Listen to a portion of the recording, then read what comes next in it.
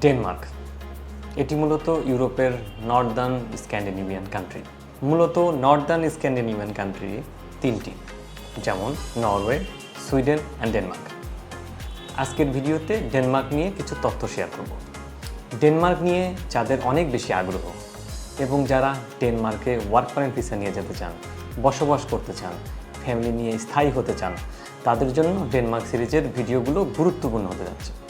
ভিডিওগুলো এজন্য বললাম কারণ ডেনমার্ক নিয়ে আমরা 3টি ভিডিও দিব, যেগুলো আপনারা দেখলে ডেনমার্কে কেন যাবেন, কিভাবে যাবেন, কী যোগ্যতা থাকলে ডেনমার্কে আনস্কিল্ড ওয়ার্ক পারমিট ভিসাতে যেতে পারবেন, সেখানকার লাইফস্টাইল কেমন ইত্যাদি সকল বিষয় আপনাদের কাছে পুরোপুরি পরিষ্কার হয়ে যাবে। সো আর কথা না বাড়িয়ে ডেনমার্ক ভিডিও সিরিজের প্রথম পর্ব দেখার জন্য আপনাদের আমন্ত্রণ জানাচ্ছি। উত্তর পশ্চিম ইউরোপের একটি শান্তির দেশ ডেনমার্ক। নর্দার্ন স্ক্যান্ডিনেভিয়ার 3টি মেইন কান্ট্রির মধ্যে ডেনমার্ক অন্যতম এবং অনেক সুন্দর দেশ। যেহেতু নর্দার্ন স্ক্যান্ডিনেভিয়ান কান্ট্রি, সেহেতু এখানকার জীবনযাত্রার মান অনেক উন্নত এবং নিরাপদ। ডেনমার্কের আয়তন 43,094 কিলোমিটার, আর দেশটির বর্তমান জনসংখ্যা 5,98,09,985। দেশটিতে 3 লক্ষের মতো মুসলিম বসবাস করে, আর যেটা মোট জনসংখ্যার 5%। দেশটির রাজধানীর নাম কোপেনহেগেন।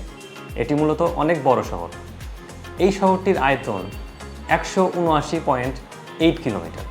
শুধুমাত্র ডেনমার্কের রাজধানী কোপেনহেগেনেই 1.4 মিলিয়ন মানুষ বসবাস করে। কোপেনহেগেন শহরটি ইউরোপের অন্যতম মুসলিম বান্ধব শহর হিসেবে বিবেচিত হয় এবং এখানে বেশ অনেকগুলো হালাল খাবারের রেস্টুরেন্ট রয়েছে। ঐতিহাসিক ও সাংস্কৃতিকগতভাবে ডেনমার্ক স্ক্যান্ডিনেভিয়ার একটি অংশ। বিগত শতাব্দীগুলোতে ডেনমার্কের রাজারা সমগ্র নরওয়ে ও সুইডেন শাসন করেছেন। তারা দ্বীপরাষ্ট্র আইসল্যান্ডেও শাসন করেছেন। ভৌগোলিকগতভাবে ডেনমার্ক উত্তরের স্ক্যান্ডিনেভিয়ার দেশগুলোর সাথে মহাদেশীয় ইউরোপের সেতুবন্ধন হিসেবে কাজ করে। ডেনমার্ক ধনী ও অত্যন্ত আধুনিক একটি দেশ। এখানকার মানুষের গড় বাৎসরিক আয় $70,000 মতো। এখানকার নাগরিকরা ইউরোপের সবচেয়ে উঁচু জীবনযাত্রার মানগুলির একটি উপভোগ করেন। ডেনীয়রা তাদের সীমিত প্রাকৃতিক সম্পদের সদ্ব্যবহারে চাতুর্য ও দক্ষতার পরিচয় দিয়েছে। এটি ইউরোপের সবচেয়ে প্রাচীন ও ব্যাপক সমাজ কল্যাণমূলক রাষ্ট্রগুলির একটি। ফ্যাশন, শিল্প কারখানার ডিজাইন, চলচ্চিত্র ও সাহিত্য ডেনীয়রা গুরুত্বপূর্ণ ভূমিকা রেখেছে।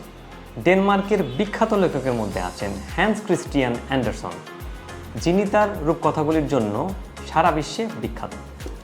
ডেনমার্কের আবহাওয়ার কথা যদি বলি, তাহলে বলতে হবে এখানকার আবহাওয়া অনেক শীতল বা বেশ ঠান্ডা। যেমন জানুয়ারির দিকে এখানকার গড় তাপমাত্রা থাকে 1.5 ডিগ্রি সেলসিয়াস, আর এবং হালকা গ্রীষ্মে আগস্ট মাসে গড় তাপমাত্রা থাকে 17.2 ডিগ্রি সেলসিয়াস। সো যারা ডেনমার্কে যাবেন তাদের অবশ্যই বেশ ঠান্ডা সহ্য করতে হবে। মূলত নর্দার্ন স্ক্যান্ডিনেভিয়ান কান্ট্রিগুলোতে ঠান্ডা একটু বেশি থাকবে, এটাই স্বাভাবিক। আজকের ভিডিওতে চেষ্টা করেছি ডেনমার্ক কান্ট্রি সম্পর্কে সংক্ষিপ্ত ধারণা দেওয়ার।